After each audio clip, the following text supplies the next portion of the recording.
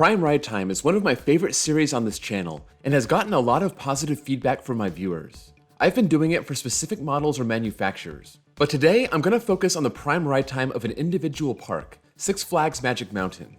I thought it would be a lot of fun to find which of these coasters, of all shapes and sizes, gives the most Prime Ride Time, and the results will probably surprise you. So let's break it down. These are the coasters of Six Flags Magic Mountain, by the numbers.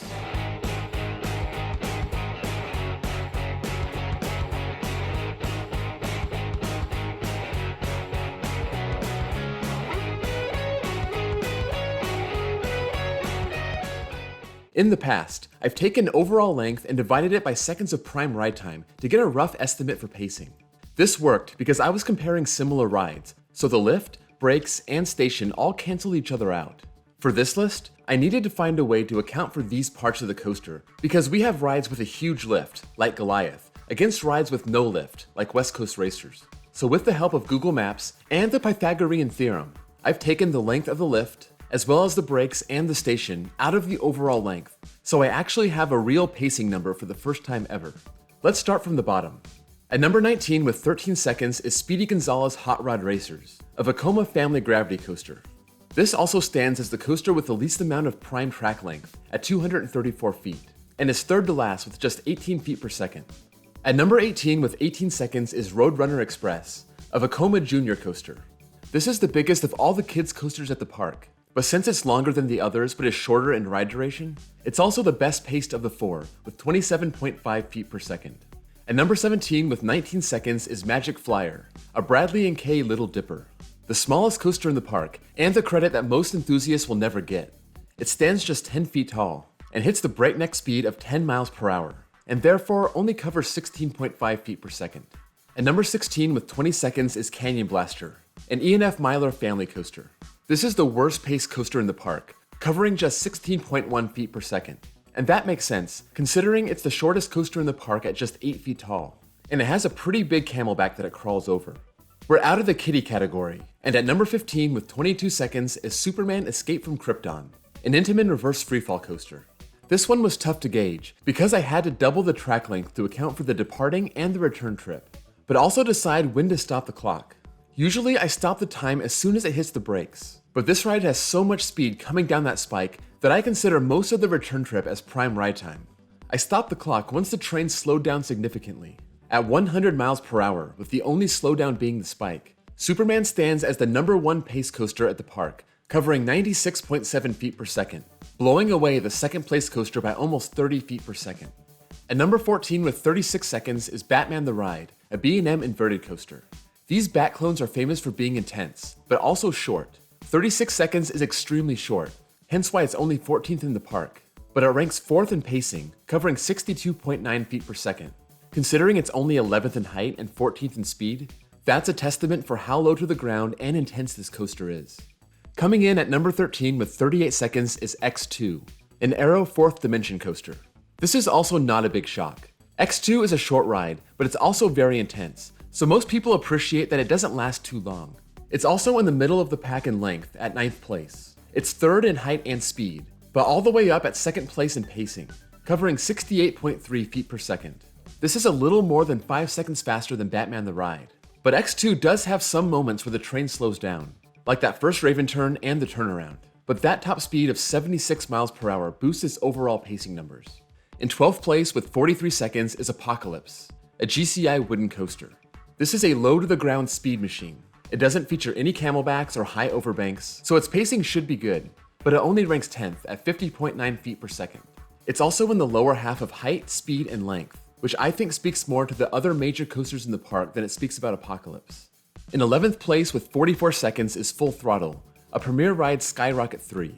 This is a coaster that gets criticized for being too short, especially because it ends so abruptly over that final drop. But I can't believe it has more ride time than Apocalypse. This is aided by that mid-course stop and that launch backward. I already cut out the 6 seconds where the ride is completely stopped in the tunnel, but that backwards launch adds 10 seconds to the ride time. Without that, it would come in at 34 seconds, 2 seconds less than Batman. So instead of 14th place, it gets 11th place, which makes sense, because it does rank in 10th place in length.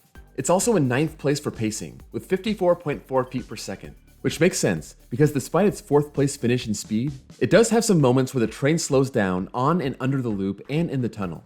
In 10th place with 47 seconds is Ninja, an aero suspended coaster.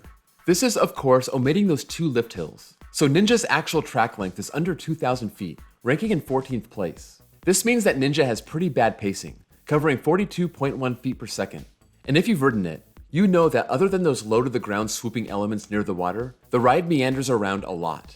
In 9th place with 48 seconds is Tatsu, a B&M flying coaster. I did take out 4 seconds of ride time for that straightaway after the scenic turnaround, but before the dip into the final brakes. I tried to do this with all the coasters here. Straightaways are usually not prime ride time. Tatsu is 10th in height and 8th in speed, as well as 6th in length and pacing at 60.6 feet per second. This is impressive for a flying coaster, which has a lot of elements high off the ground, but still speaks to some of the breakneck elements that this ride has, especially when it reaches the top speed of 62 miles per hour at the bottom of the pretzel loop. Coming in at 8th place with 52 seconds is Goliath, a Giovanola hypercoaster. I had to remove 10 full seconds because of the mid-course brakes, which slows down to a crawl and gently lets you down into the spaghetti bowl finale. Taking this section out, Goliath is still the 3rd best pace coaster at the park, covering 68.2 feet per second, just barely behind X2. It's 2nd in height and speed, and 4th in length.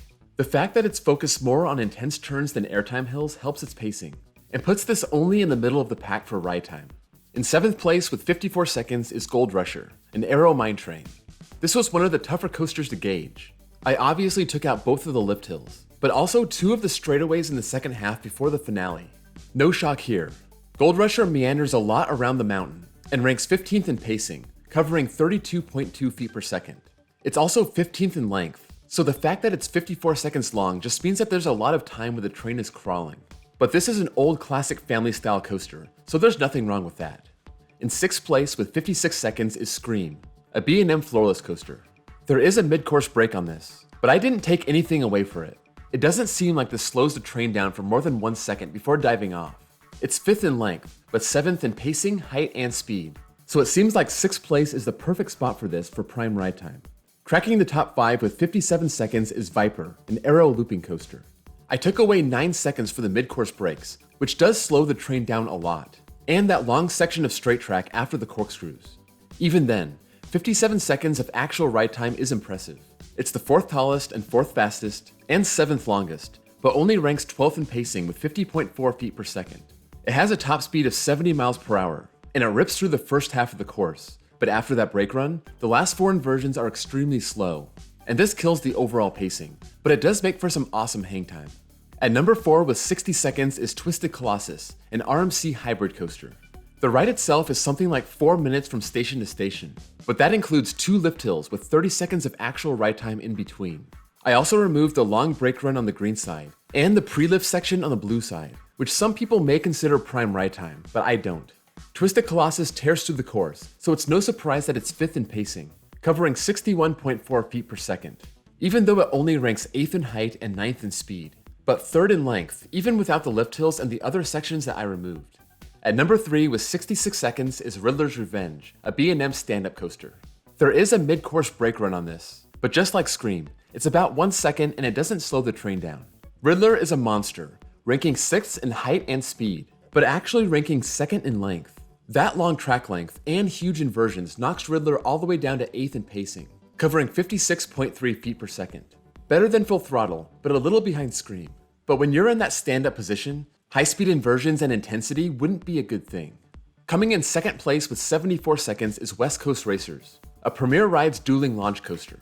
This is obviously helped by being a Mobius loop coaster, with 2 pretty long tracks on their own at 37 seconds apiece. This is also the reason that it's the longest coaster in the park.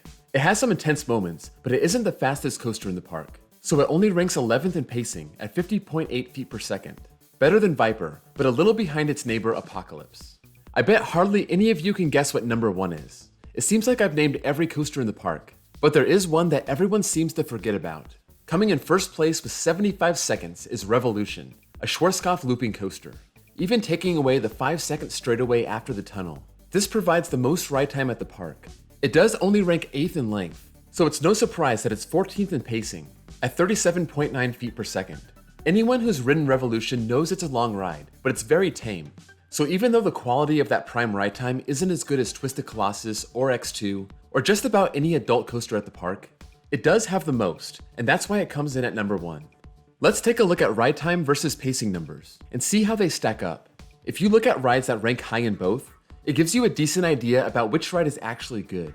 And no surprise that Twisted Colossus is top 5 in both. It's hard to judge the quality of the rides based on either one of these metrics, but together it gives you a little bit of a better idea. Let me know if anything on this list surprised you, and which parks you would be interested in stacking up next. If you enjoyed this video, be sure to drop a like, and if you're new here and want to see more coaster content like this, please give me a sub, and I'll see you guys all next time.